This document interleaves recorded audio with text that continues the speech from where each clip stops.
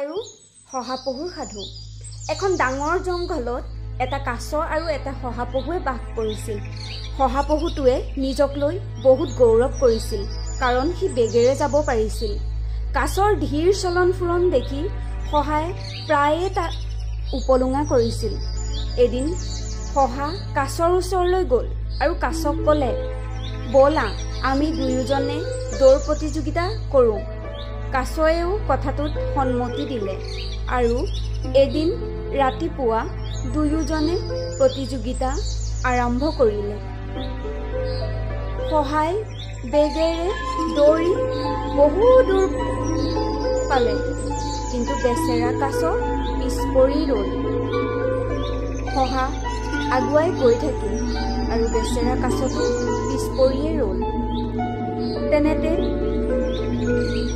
বহু দূৰ গৈ শহাই ঘূৰি চালে আৰু কাছটো বহুত দূৰত থকাৰ বাবে গছ এজোপাৰ তলতে জিৰণি ল'লে। শহাই সময়ৰ কথা একো গমেই নাপালে আৰু সি গভীৰ নিদ্ৰাত পৰিল। কাছ লাহে লাহে আগুৱাই গৈ থাকিল আৰু কাছ নিজৰ লক্ষ্যত উপনীত হ'ল আৰু প্ৰতিযোগিতাত জয়ী হ'ল।